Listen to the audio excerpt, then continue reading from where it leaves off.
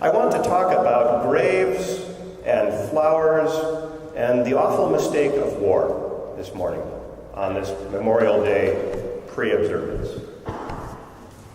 When I was at Michigan State, back before ships had engines, I took a minor in anthropology. And during the time I was there, a great Neanderthal grave site was discovered.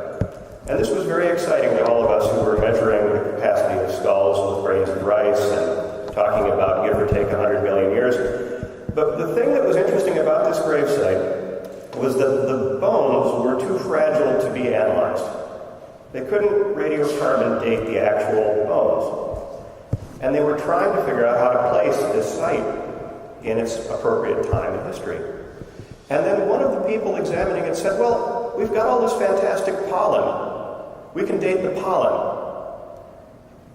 And then they stopped and said, wait a minute. We've got all this fantastic pollen? What that gravesite revealed was an entirely new thing. That gravesite showed that Neanderthal relatives were stuffing graves with flowers when they buried people. That pollen had shaken off of the blossoms that had been put in with the corpse. So flowers go back a long, long way in our human memory and tradition of dealing with death, and dealing with death itself. I don't recall any specific argument against flowers in the Bible. In fact, I recall a lot of arguments against war and violence, but a lot of discussion of caring for those who are bereaved, or dealing with the aftermath and sting of death. And even we have the record of the women going to the grave in order to take care of the corpse. So the Bible is very much about our common practices of being involved with death and trying to interact with our past people in such a way that we can bring comfort and be ceremonious and ceremonial. Memorial Day itself has been made into a kind of a mini Veterans Day. And there's nothing really terribly wrong with that, but I want to take us back to the actual history of Memorial Day, which is all about the Civil War.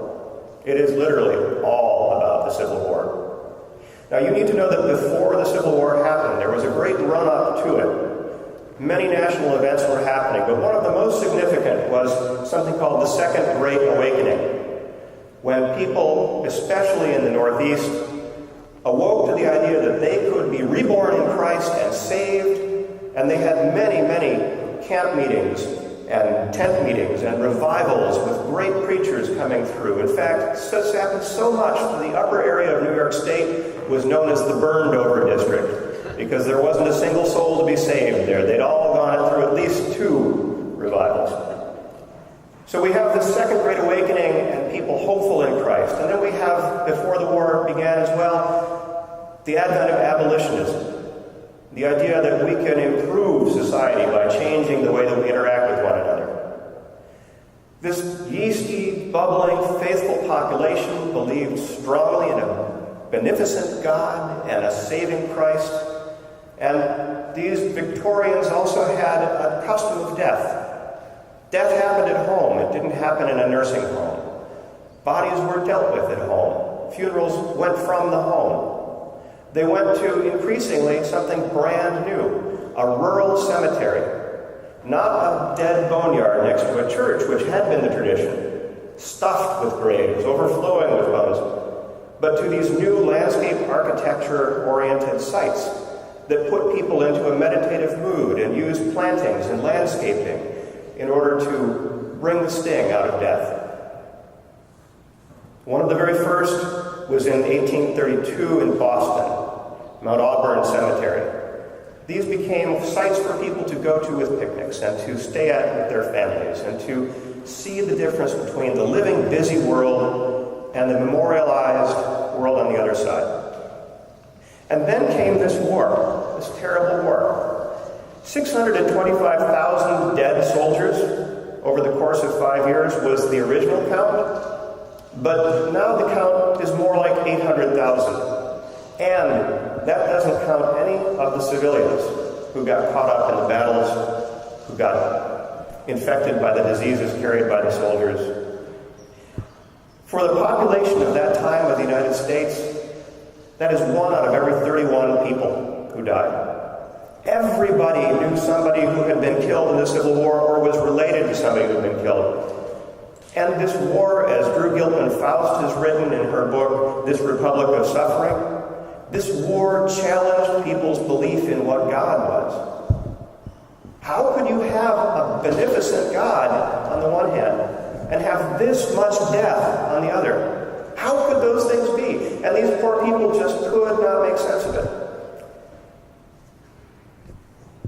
As a result of this attempt to deal with the suffering and death that had come through the war, people in several different places began a tradition of going to the graveyard to decorate the graves of the wartime dead. Now, there are many places that have laid claim to being the first Memorial Day.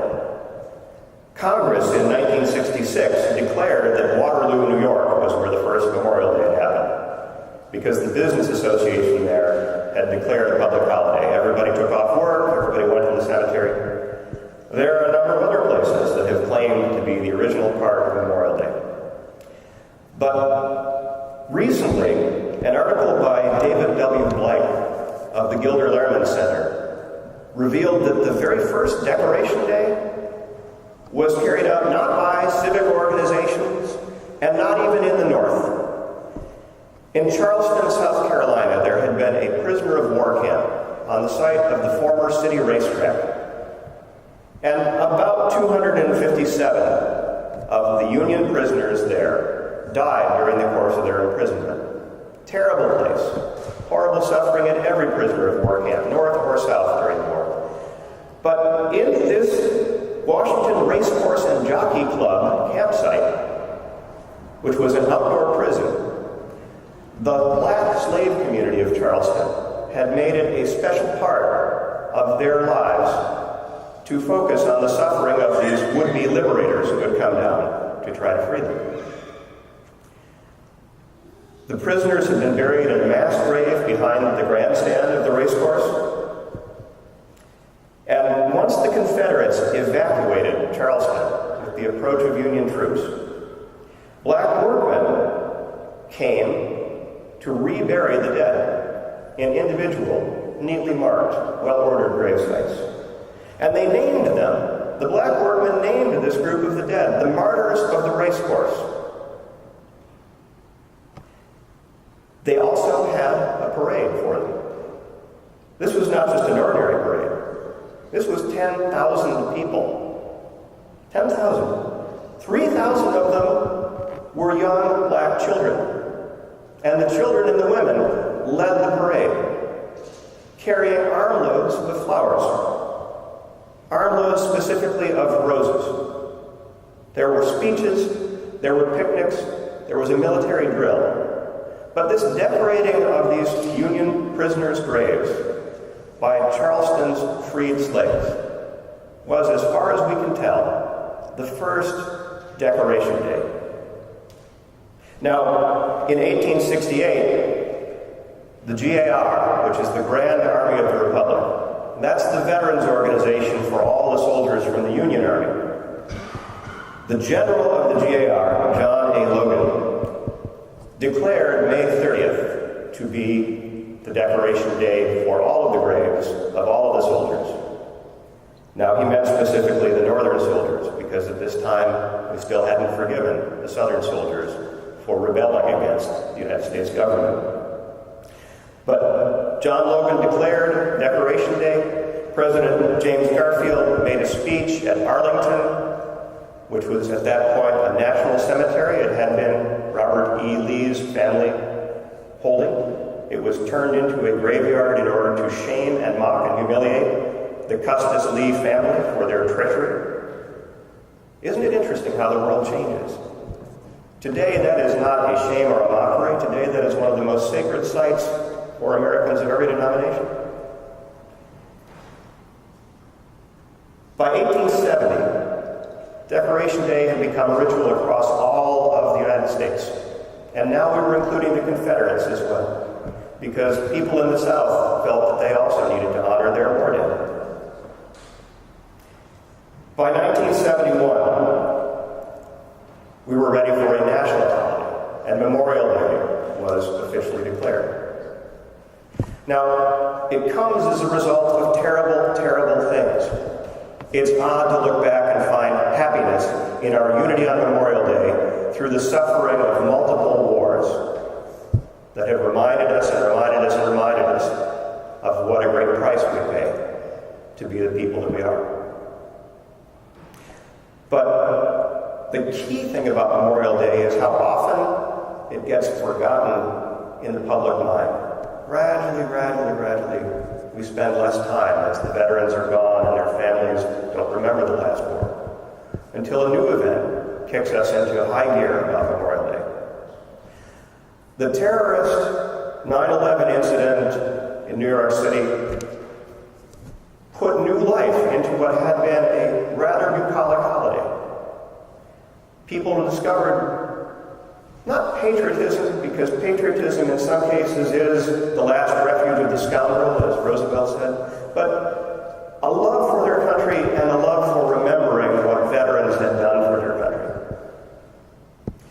Memorial Day now is a much more attended, much more significant holiday than it had been post-Vietnam, post-Persian Gulf. And we've gone a little overboard on Memorial Day. When we see a parade full of World War II reenactors firing mock machine guns, that's probably not what the veterans themselves would want. But we go through these cycles. The key thing, though, is to realize that in bringing our flowers and our flags and ourselves to our landscaped rural cemeteries, we are following in the footsteps of those who had to deal with tragedy and shock and loss that was just unimaginable during our terrible national conflict. So as you go about your week, if you are doing anything tomorrow, take a moment and think about how we react, and think about how long it's been that people have used flowers and attendance in order to honor the dead and to ease their thoughts about the difference between the world of the living and the world that all of us